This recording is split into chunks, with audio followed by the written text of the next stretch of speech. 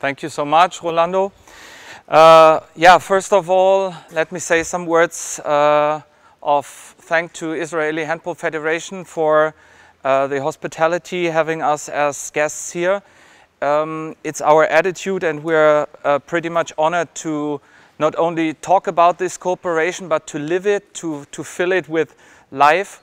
And we started that cooperation last year. Some of the Israeli coaches have been to a clinic in Germany. And it's a pleasure for Christopher and me to be here and to share that time with you. It's our attitude, let me say that as well, to share knowledge, to get into contact with you, to get into contact with other nations, because I think the only way to improve and to develop this game, which is the task for all of us, is if we cooperate and if we share knowledge. So if you have any questions during those 2 days, please let us know, and please interrupt us in the moment you have any questions, so that we can get into contact and can exchange information or questions. And many thanks to the Federation having us here, and we also are happy, looking forward to some 2 days. Christopher, do you want to say something, some words of welcome as well?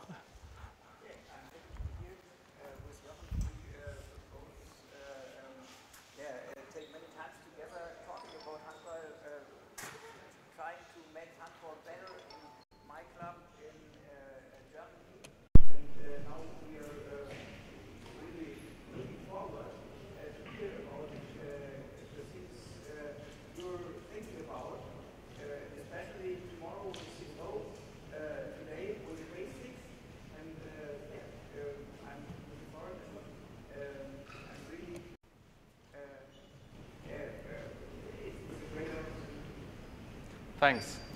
So, as Rolando already said, we have planned only short periods of theory, so 45 minutes. Then we'll have a short break and start working with the players. You all know the program. Maybe it would be good to turn off the lights just for the presentation. You all know the program. Today we are dealing with individual requirements for defense, and tomorrow we are going to move on to collective systems, to the defense system of 6-0, and we're going to work with that. Let me say some words in the introduction. As Rolando already said, I'm responsible for all the youth national teams in Germany, and what we realized is that in the field of defense there's the greatest deficit of developing players to the demands of the match, to the game that we have at the moment, and that is where we also want to develop, and that is why we're talking about developing defense as well. I want to start with 3 slides on defense systems in general and some theory about sport games, because we think it's important to have some thoughts about this game we're all loving. I have made a continuum. I hope you can all understand. Some words in English are not adaptable in every language to handball, but I hope you'll understand that. We have a continuum of defense systems which are man-man oriented, and those which are more a zone defense. Here you have that man-man defense. Then we have 1-5 defense, 3-3, 3-2-1, 5-1, 6-0, which we are going to talk about and listen about tomorrow, and some others. To give them all a structure, we in Germany call those defense systems from man-man defense to 3-2-1 defense systems of first order. Why of first order? Because they are all based on 4 common rules. They are all man-man oriented. In 3-2-1, in 1-5, you can always say which defense player is responsible for which offense player. Okay? And then we have defense systems like 5-1 and 6-0. We call them defense systems of second order, because it depends on where the offense player is running, where the pivot player is standing, and it depends on much communication, who is responsible for which offense player. Okay? Yeah. And now some theory of sports games, how handball has developed. Then everything what we are going to do in practice afterwards should become more clearer. Sport games can be divided in three big categories. Games for the goal, like handball, soccer, basketball, you try to achieve a goal or score a goal. Then we have those return games like volleyball, tennis, table tennis, where the two opponents or the two teams are divided by that net and they do not interact. Yeah? And then end zone games like American football or frisbee, where you have to get the ball into a special zone to score a goal. Handball, as I already mentioned, belongs to a game which is aimed to score goals at. And handball is a game like football, like basketball, like hockey, which consists of two simultaneous games. The one game is always for the ball. How do I get the ball? How do I save the ball? And the second game is always for how do I defend my own goal? So that's why it's called a game for the goal. And we have to ask ourselves, are we defending our goal by a special system? And how are we going to try to get the ball back so that we are in offense? What is important? A slow ball, when the offense line is playing only slowly because they are interrupted or because they are disturbed, is easiest to attack, or a slow ball is easiest to win. So every aim of defense should be to make the game slowly, to interrupt the offense. That is important because we have those two simultaneous games. So make the ball or make the game slow if you are in defense. And then you have to try how we are going to make this. And that's what we are trying to do in practice afterwards. In handball, compared to football, the ball is much more easier to control because you can be more precise if you're playing with a hand instead of your foot. So in handball, the game for the ball, remember we have those two simultaneous games, the game for the ball and the game for the goal, is less important than in football.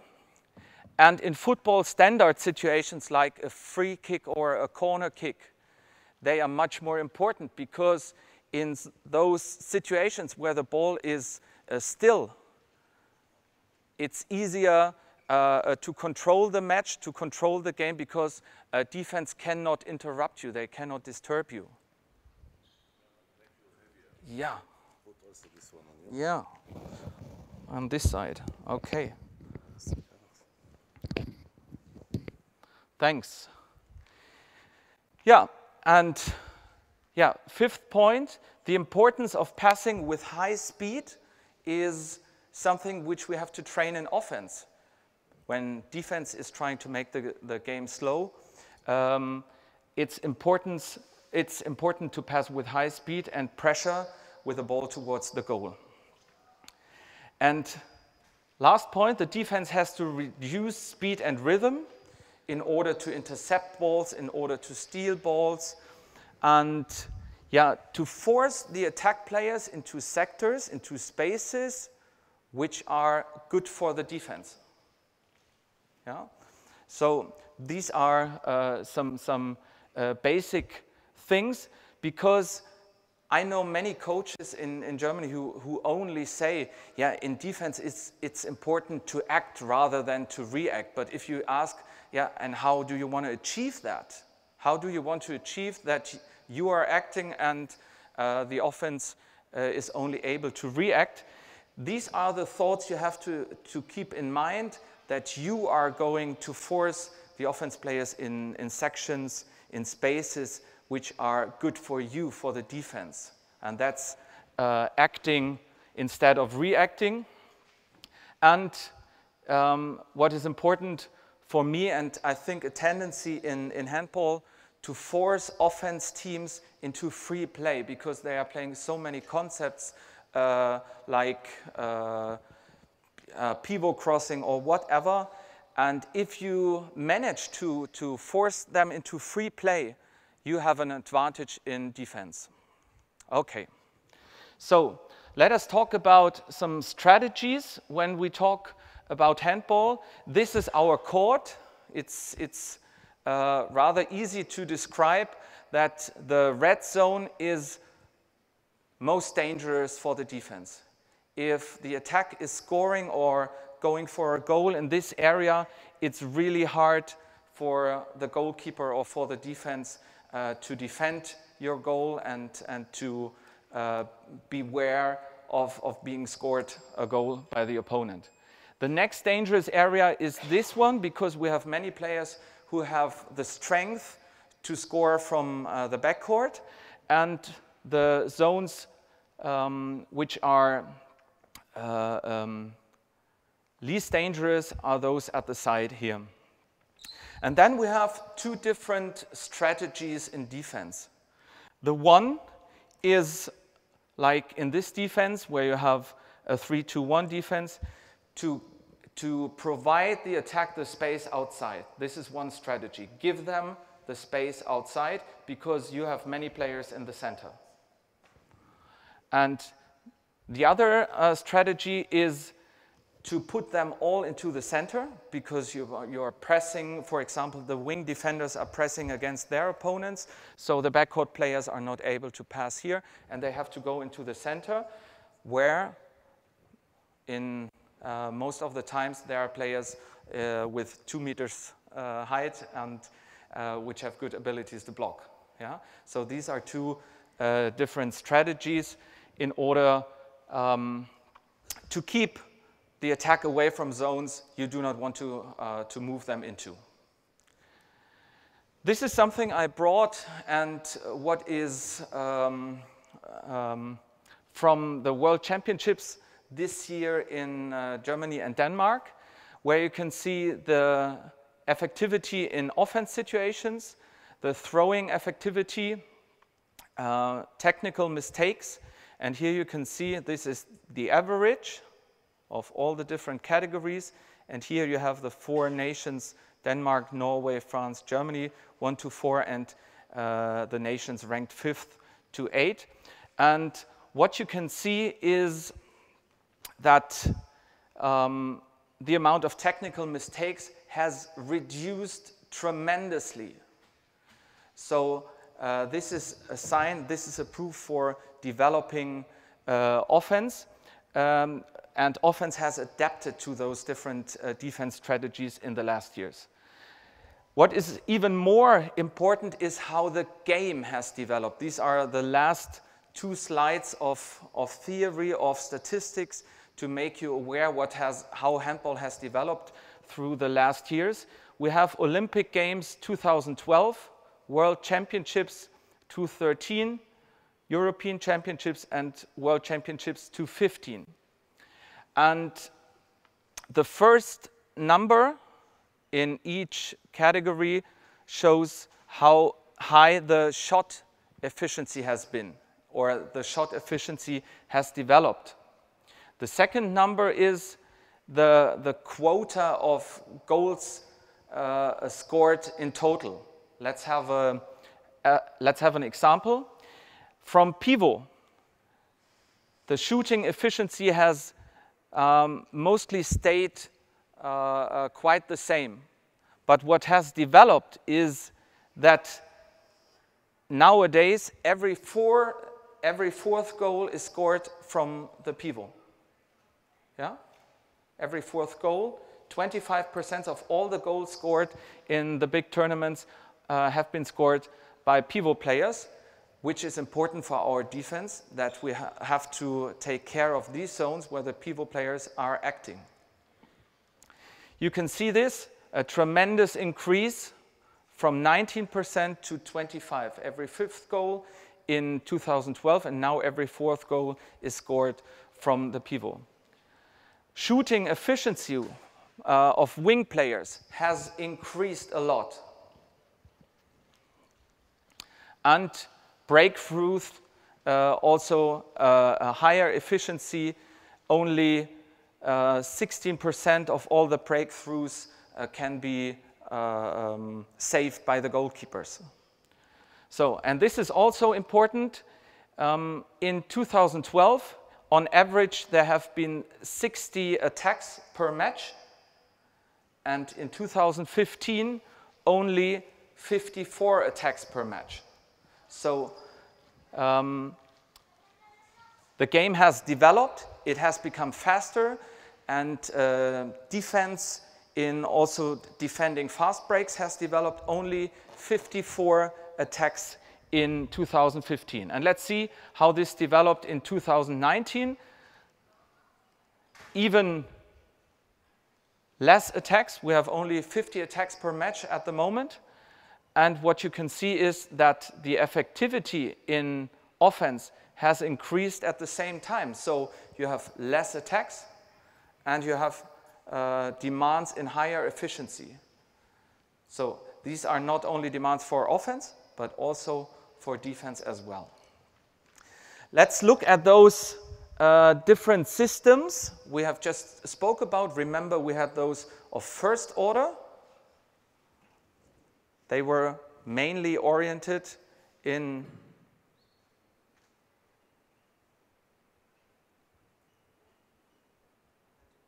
right. They were mainly man-man oriented, like 1-5 defense, 3-2-1. And yeah, they are also played man-man defense on full or half court. In Lübeck, one of your coaches told me that you have a system of playing 3 times 20 minutes, right? And one of those parts is played in man-man defense as well. So you're playing one part of your matches in with the defense system of first order. All those systems belonging to that group have the same principles. You have a clear match of every defense player to one offense player, a clear match. You can say the wing defender is responsible for the wing attacker, and so on. You can do that for every defender. The second basic principle is the defenders always have to act between offense player and goal. Second principle for all those systems. Third principle is you always have to be able to see the offense player and the person in charge of the ball. So that your defense position should be like this. If there is the ball, I should see the ball and my opponent. And fourth principle, help your teammates in case of breakthroughs. So if the wing attacker is breaking through, that's my job to help, but this is only possible if I'm able to see this. So principle 3 is very important in those defense systems of first order. Then we have the defense systems with switches or communication. We call them the defense systems of second order. And it's not only the 4 basic principles which we mentioned above, which can be applied, but these systems are much more difficult. And we're talking about 6-0 tomorrow. And those systems are more difficult because you always have to see where does the ball come from. Let's imagine we have the 2 center defenders in 6-0, number 4 here, number 3 here, and they always have to make sure from which side is the ball coming. If the ball is coming from the right back, the defender number 4 is in that helping position, and if he is passing to the center back, number 3 has to help or show himself to be offensive in order to reduce speed and in order to be able to attack at an early stage. But if the ball is coming from the different side, it's vice versa. So in those systems of second order, it's important to communicate a lot. But you always have to be sure about what to communicate and what the rules are above those 4 basic principles we just mentioned. So it's passing direction, it's moving direction.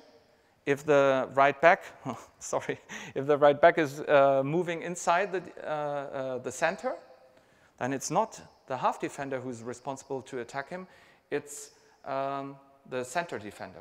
So it's passing direction, it's movement direction of the backcourt players, and it's also the position of the pivot.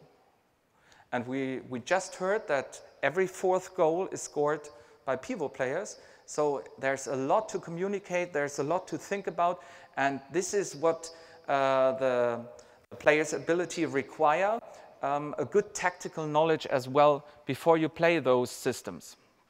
Yeah, so we have no clear match that you can say who's responsible for the right back. It depends, but they have to know on what it depends.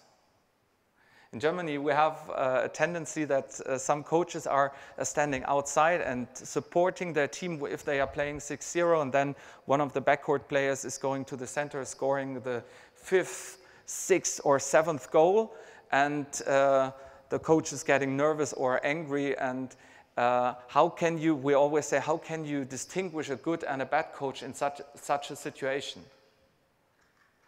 The bad coach is only saying, one of you has to attack him. One of you has to go outside and attack him. And the good one, is able to tell, in this situation, if the people are standing there, it's your task. And if we are being able to coach that, we are going to develop all those players because they know themselves. We do not have to teach them and tell them every time. It's like telling a player after he has missed a shot that you tell him try to score the goal.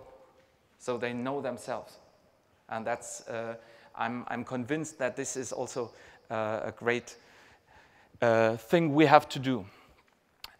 Both systems, 5-1 and 6-0, aim to reach a superiority on the ball side. Do you know what I mean? Yeah? Both systems try to achieve a superiority on the ball side, which means that on the other side, on the weak side, we have the minority.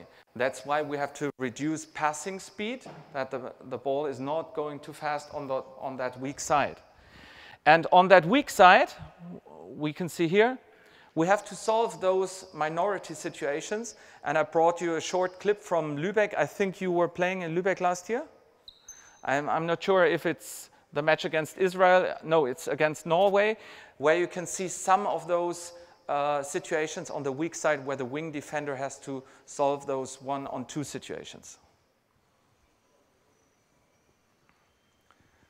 First situation is here. Yeah?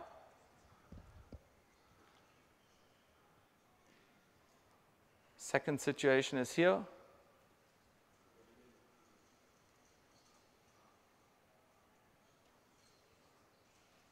Here you already see the 1-on-2.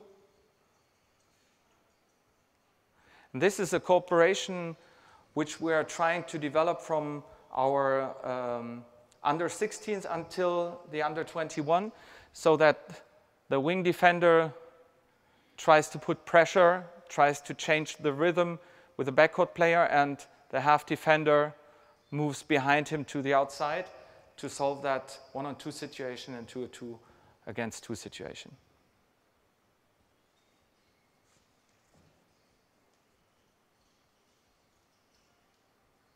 And here again.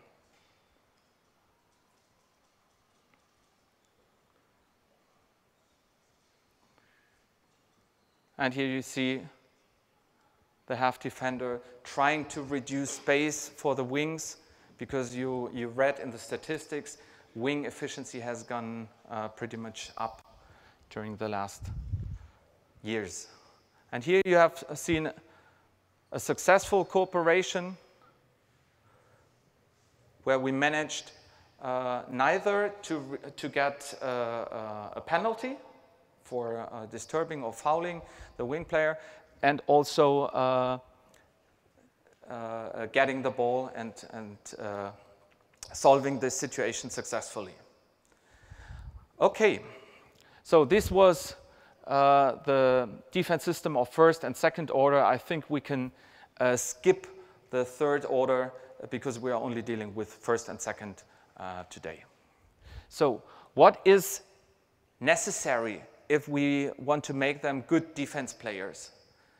The first and most basic thing is what one of the very good coaches, the best coaches in my opinion, has once said.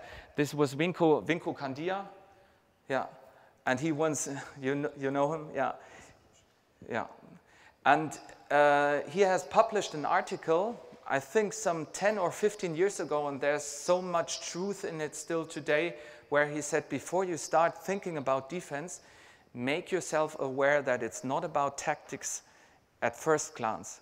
The first thing is you have to want to play defense. The second is you have to know something about defense, like where do we want to have the offense, in which space, in which sector, so the tactical knowledge. And the third step is being able to do that. So he said the will, I do not know if I translated this correctly, but you know what I mean because we're all handball coaches. The will is the soul of defense. If you have players here who do not want to defend, you can defend every system you want. But they have to have the soul for defending their goal. But today, and this is what we are convinced of, what has changed in modern handball, is that only wanting to defend, only playing physically is not enough. This period is over, where you could play just like who has the strongest muscles, who has the tallest guys in defense. You have to add to that mentality of playing defense the knowledge, the cleverness to anticipate what the offense intentions are. And this is what I already said. Concerning defense, in my opinion, there is the biggest necessity to develop players. Concerning defense, there's the biggest deficit in developing our players, and that's what we have to develop. I brought you a clip which we call in our federation eagle scenes, because our animal on our shirt is an eagle. And if we tell our players we need those eagle mentality, this is what we speak of.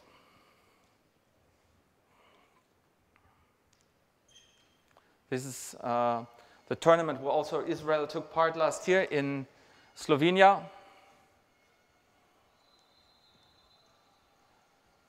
We mean this player who really wants to have his body in the space that is attacked by the offense,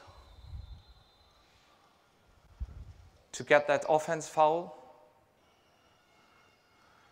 We mean the mentality of defending your own goal by not worrying, not arguing whose fault it was that we lost the ball.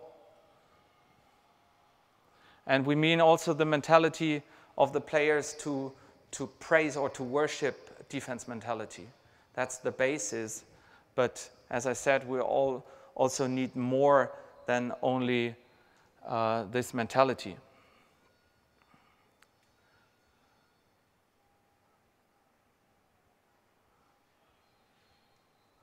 And we also mean this mentality that one of the players is going to look after his buddies if he is injured, not going away.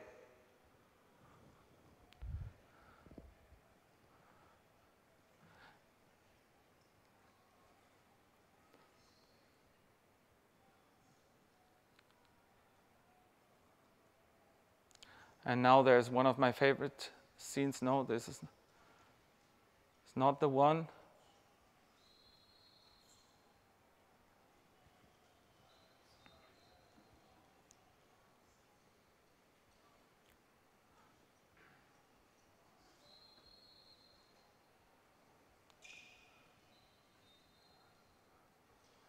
This is my favorite, no, my second favorite.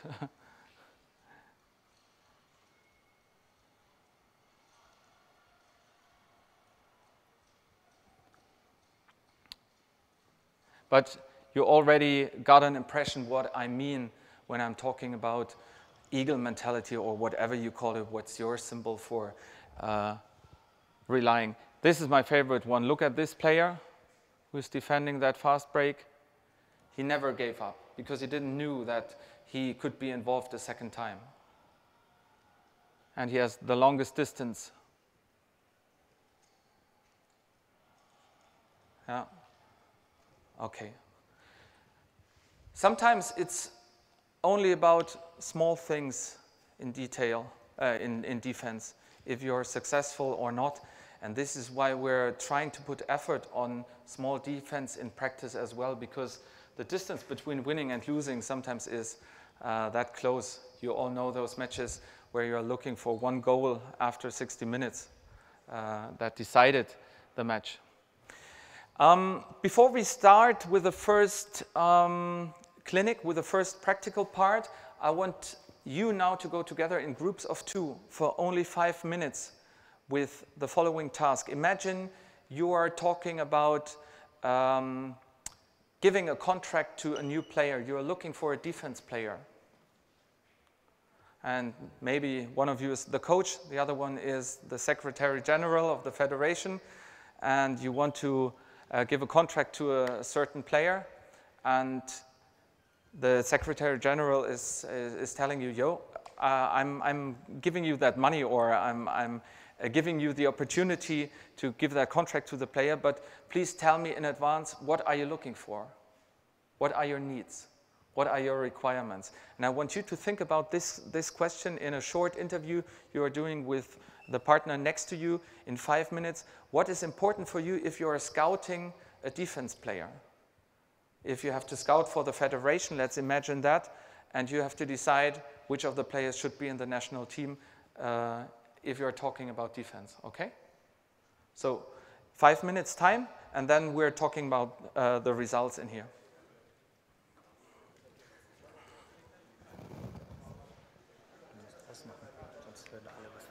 Okay, da hast du recht. Ja. Bisher super. Ich glaube, auf die Leute eingehen. Man kann nicht gut einschätzen, inwiefern das wirklich jetzt was Besonderes ist und wie gut sie dich verstehen. Ja. Das weiß man nicht. Aber ich glaube, das ist jetzt gut gewesen, auch die Szenen zwischendurch.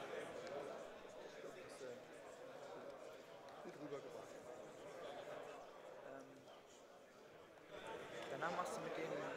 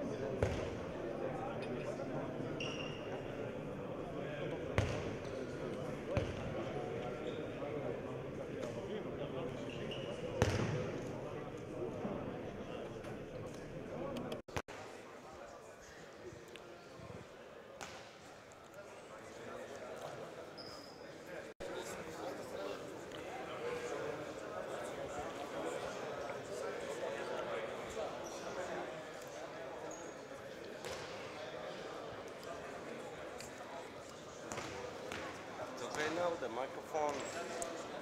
Thanks.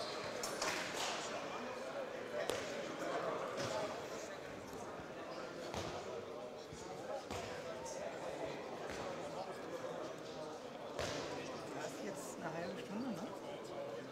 In 3 Minuten sind die 5 Minuten. Ja, Und wie lange wolltest du machen? so bis um 5 und dann mache ich den anderen Teil nachher.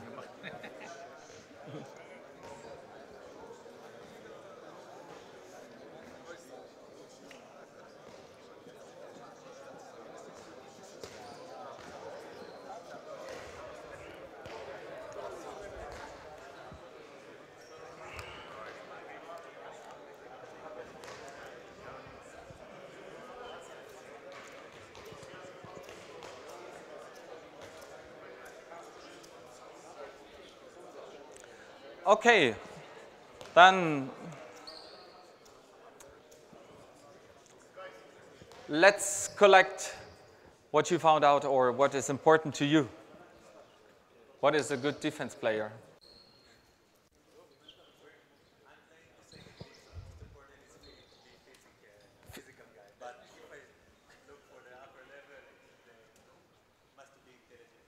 Thanks.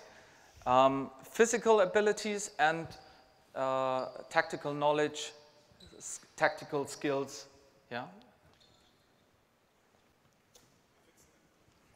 National team or club level doesn't matter the spirit of the club, the spirit of, that you want to aim to. Mm-hmm. Looking the player that can fit to it. Ah, okay. So a certain philosophy of a club? Mm-hmm. Okay. Speaking on leadership, you must have a team player, high level of decision making, motivation to be a defender. Mm-hmm. So leadership, good decisions. What did I forget? And team player, yes. Mm-hmm. Braveness, yeah, that's good. The desire not to receive a goal. Yeah. So mentality, yeah. And this is what we have to create as coaches as well, that we give praise and honors for that leadership or that will to defend as well. Because we all know that the press and the public is only thinking in goals and who was responsible in attack. So this is our job as well. Thank you. Yeah, it's about winning one-on-one situations. You could reduce it to that. If you win many one-on-one situations, you're a good defender. Or if you only lose some of them. Step work and anticipation. Technical abilities, tactical knowledge.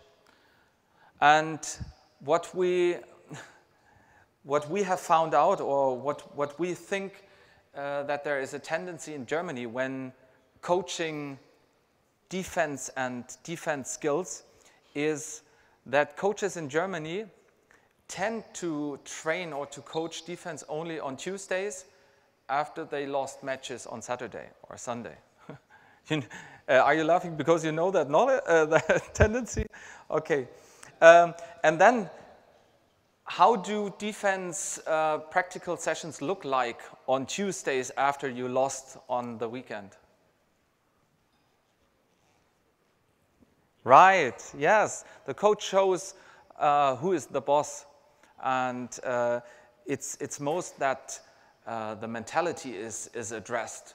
You did not want it that much, and the others wanted it more. And then a defense system on Tuesday looks like we have one famous exercise in Germany which every player in defense has to do after he has lost a match.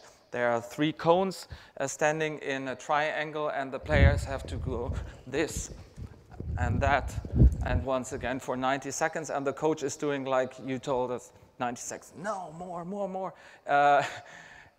And we all know, to develop good defense players, it needs another approach from us coaches to develop the mentality to defend, to develop those team players, and that they are happy about every goal they didn't get. And there's a nice clip I found on the internet, which should be the last step of that first theory part, and which we always have to try to transfer in the gym to the players if we're talking about defense. I hope you like it.